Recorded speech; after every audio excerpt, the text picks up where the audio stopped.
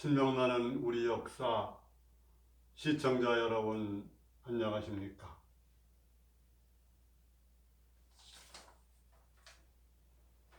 밝은 해인 청천백일의 발해 정신으로 창조한 발해 문명의 신선도로서 홍익인간 강화세계를 신명개벽하는 신명나는 우리 역사 제45회 주제는 단군조선 한글원형 정음 가림토입니다. 훈민정음할 때 정음인데 가림토를 가림다 또는 가림다글 이렇게도 얘기를 합니다.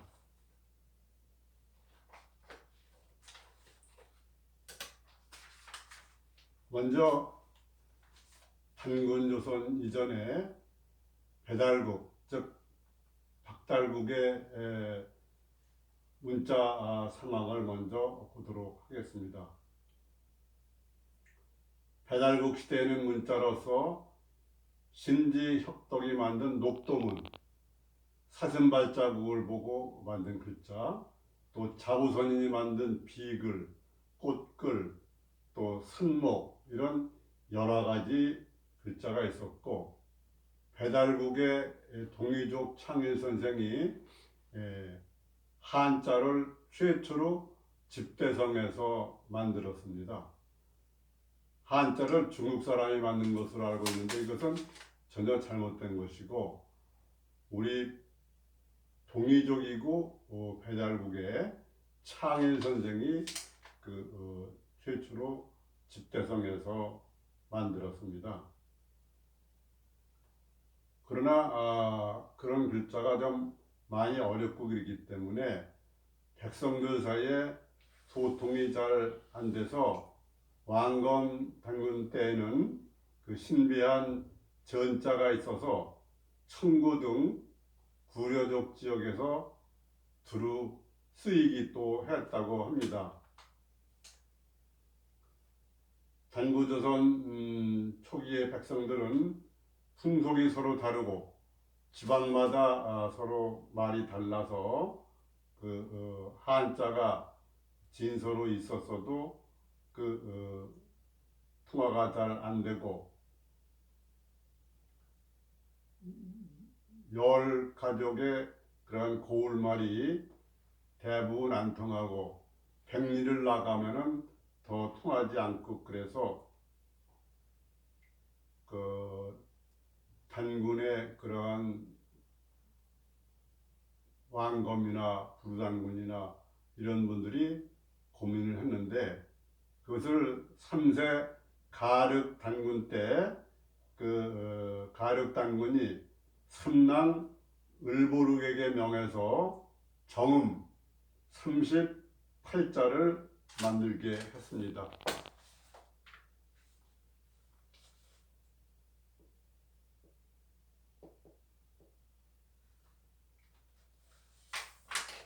이 38자에는 세종대왕이 만든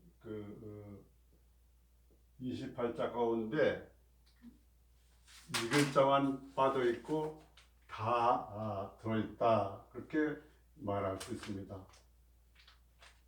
그래서 이것을 가림토다 또는 가림다다, 또 가림 땅글, 또 가림 표문자, 이렇게 여러 가지로 표현하는데, 이 글은 어디에 나오냐면 역사서에 환단고기의 단군세기에 우선 나옵니다.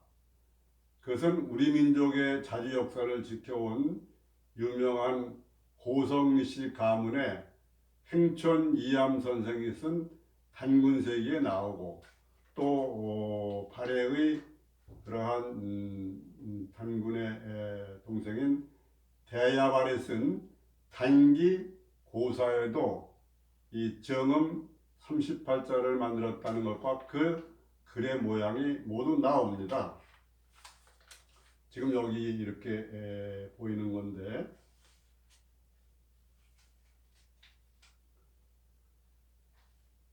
근데 이것은 여러 가지 우여곡절을 겪은 끝에 조선조, 후의 조선조, 세종 때 백성을 사랑하고 이롭게 하는데 늘 마음을 쏘셨던 세종대왕 7년 서기 1443년 12월 30일 훈민정음으로 28자로 재창제되어 가지고 반포되었고, 최근세에는 주시경 선생 등에 의해서 아래어자 점 있는 이응자, 삼각, 또 점이 없는 히읗, 이렇게 네 자만 빠진 채 24자로 지금 쓰고 있죠.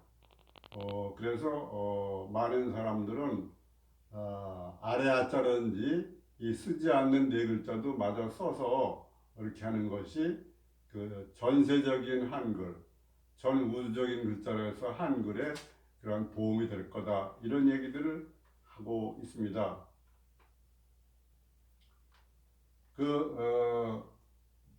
정음 가임토의 그러한 제작 정신과 근원에 대해서는 환단고기 태백일사 서도영전 본문에 나와 있습니다. 이것은 그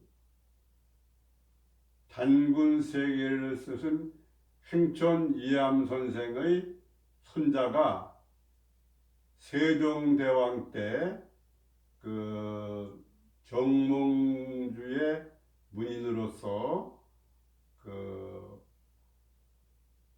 평양부윤도 하고 예조판서도 하고 우의정 좌의정을 지낸 이원 선생님입니다.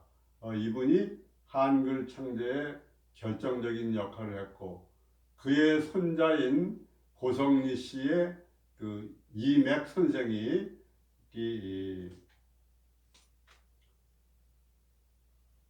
태백일사를 써가지고 민족 자주 역사를 지켜오는데 가문의 모든 것을 걸었습니다. 유기에 이르기를, 유기는 배달유기죠.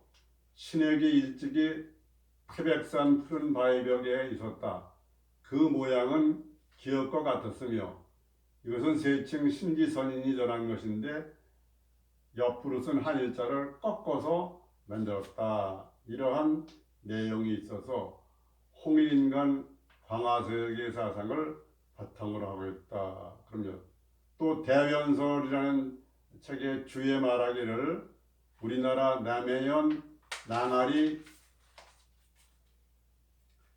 계곡 바위에 신시의 고각이 있다고, 문자에 그러는 나라 풍속을 존신한 데서 나오는데, 일신, 하나의 신, 하느님인 일기로부터 삼극이 나오고, 삼극은 무며 허며 공이며, 그런데 삼극은 우리나라의 아주 원시시대로부터 전해내오는 천지인 삼극이 된다.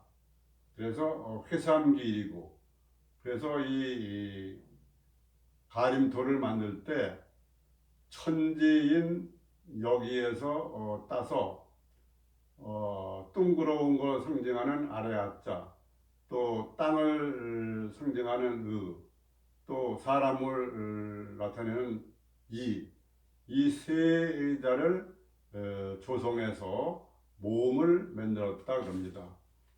그리고 자음은 목구멍이나 입의 여러 가지 모양, 그러니까 목구멍이라든지 또는 어금니 또는 혀, 입술 또는 치아 소리, 이런 여러 가지 오행에 따라서 이렇게 만들었다, 이렇게 얘기를 하고 있습니다. 그리고 고려 광종 때 장유라는 접반사가 처음 난을 피해 5월에 이르렀는데, 거기에 월시 호사가가 동국 한송 전국을 검은고 바닥에 새기고 이를 파도에 띄워서 보냈다고 합니다. 그런데 사람들이 그것을 못 알아봐 가지고 이 장유라는 사람이 가림토로 이렇게 써 있기 때문에 한자로 바꿔서 해석을 했는데, 그것은 달 밝은 한송정의 밤, 파도 잠든 경포의 가을, 슬피 울고 오고 가는 한 마리 바다 갈매기, 이런 시였다고 그렇게 말합니다. 여러분들이 잘 아는 바와 같이 조선조 세종 때의 훈민정음은 세종대왕 7년 1443년 12월 30일 연말에 그렇게 갑자기 반포를 하셨습니다. 그래서 그것이 어떻게 되었는지, 준비가 되는지는 상당히 그 내막이 잘 밝혀지지 않고 있는데, 오늘 그러한 내막을 확실하게 밝혀드리려고 하는 겁니다.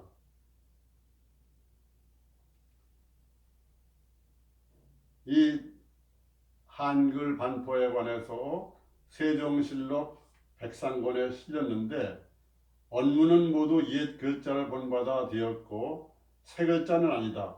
언문은 전조선 시대에 있었던 것을 비로다 쓴 것이다. 이렇게 되어 있고, 또 세종실록 개 23년 12월자에 보면은 10월 초 친히 말글 28자를 만드시니 그 글자는 옛 전자를 모방하였다고 그렇게 되어 있으며, 예전요이라는 책에도 크락산에 단군의 전비가 있으니 해도 거기에 어려서 최치원 고은 선생이 번역했다는 그런 기록도 있고, 한글이 한자로 된 불경이나 사서성경 등의 각필, 구결 또는 이두라고 그러죠. 이두, 이거는 워낙 단군서부터 시작해가지고 신라 때 설총이 그렇게 많이 연구를 했는데, 신미대사가 우리 역사도 잘 알고 천부경도 알고 또 주역도 알고 이두도 잘 알고, 또 지공화상이 인도분 스님인데 그 맥을 이었기 때문에 신미대사가 범자를 연구해서 많이 활용했다, 또는 파스파문자를 한 것이다, 이런 얘기도 있습니다. 그래서 보면은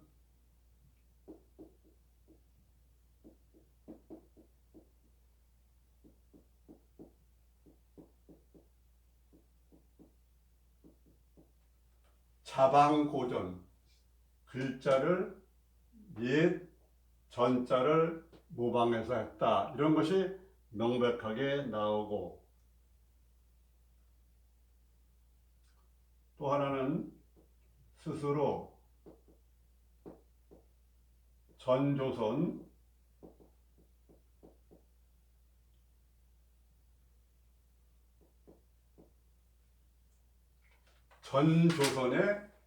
고자를 이어받았다, 이렇게 나오기 때문에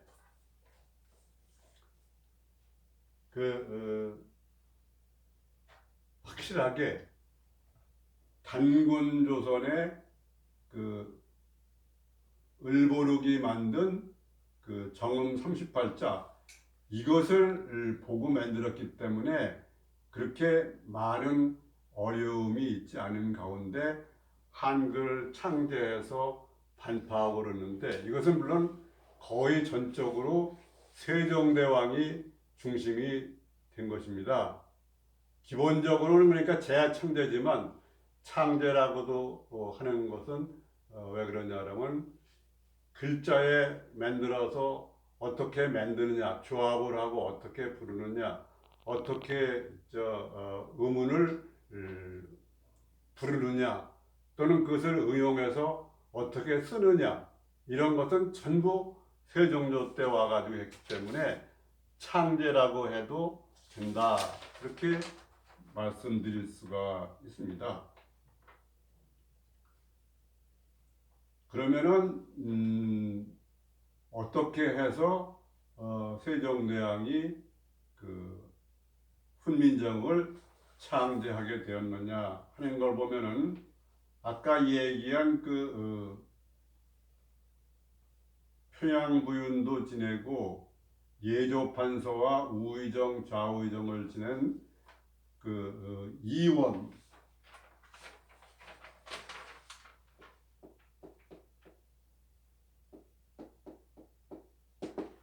이 이원이라는 분이 환단고기의 단군세기, 물론 대야발의 단기구사도 있지만 그 이암의 손자입니다. 그래서 고성이시로서 민족 자주사상이 강하고 민족 자주사관을 확립하고 그것을 가문을 내걸고 지켜오는 그런 분이다. 이렇게 말할 수 있습니다. 이분이 세종대왕을 모시고 있을 때 그런 민족 자주사상을 많이 강조했습니다. 조선왕조는 억불승유라 말하자면 기자조선이나 위만조선, 한사군 이런 거를 많이 내세우고 그런 풍조 속에서 민족 자주정신을 얘기해가지고 단군 왕검에 대한 존경을 표시하기 위해서 단군 사당을 만들자고 세종께 말씀드렸습니다. 그래서 고구려 발해가 망한 이후에 맨 처음으로 그 평양에 단군 사당을 지내서 세종대왕이 함께 가서 조상에 대한 제사를 지내고 그랬기 때문에 이 세종대왕은 그 당시에 단군색이나 단기고사를 잘 알고 계셔서 그때부터 그 백성들을 위해서 이렇게 말이 통하고 글자가 통하고 이렇게 백성들이 제대로 대우받게 하고자 하는 마음이 간절하셨던 것으로 보입니다. 그러면은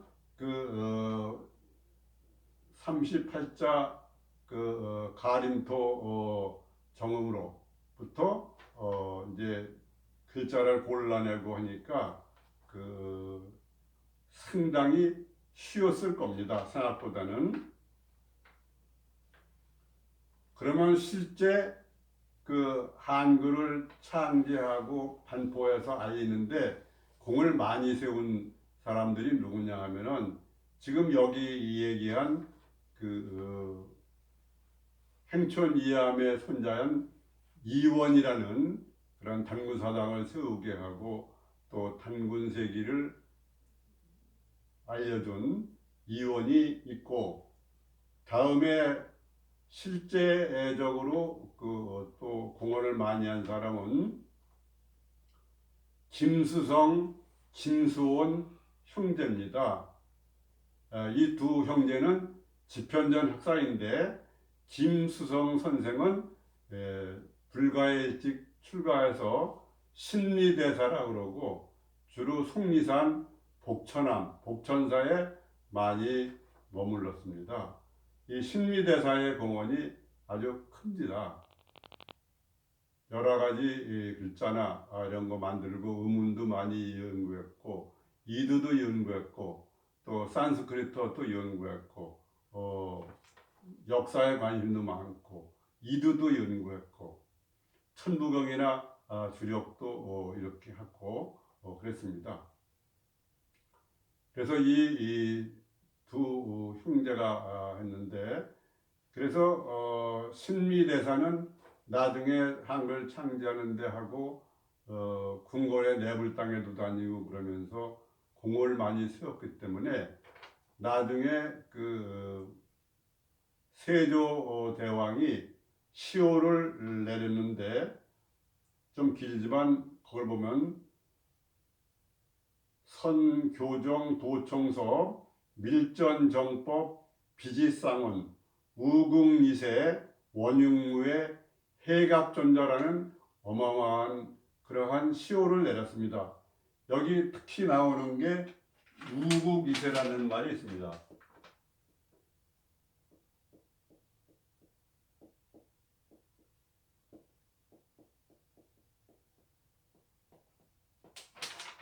나라를 돕고 세상을 이롭게 했다는 것을 꼭 넣어가지고 그러한 시호에 붙여 드린 겁니다.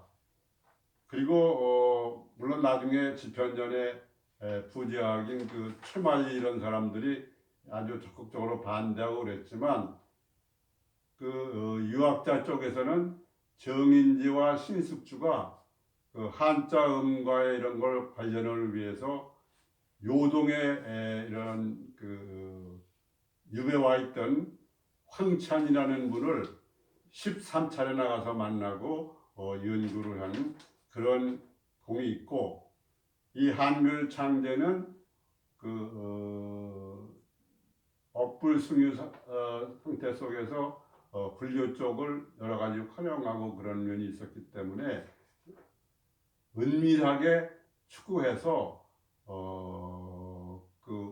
왕조의 일부가 적극 참여하고 관여했는데, 그게 세종대왕은 물론이지만 그다음에 세자인 문종, 그다음에 수양대군, 그다음에 안평대군, 그다음에 세종의 부인인 소헌왕후, 그 아녀자들이 공부하게 하고 그러는데 많은 애를 썼고, 그다음에 정의 공주라는 세종대왕의 그러한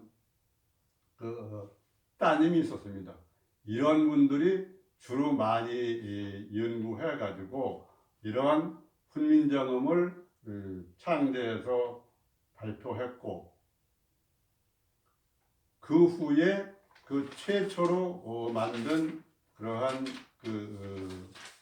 작품이 석보상절이라고 하는 석가모니 부처님의 자세한 생애와 역사, 두 번째가 월인청량지고, 그것은 불교의 진리를 나타내는 건데 하늘에 달이 있지만 그것이 천강에 비추는 형상과 모양을 나타낸다. 월인청강지고, 이것이 나중에 세조 때는 합쳐서 월인석보로 이렇게 출간이 되었습니다.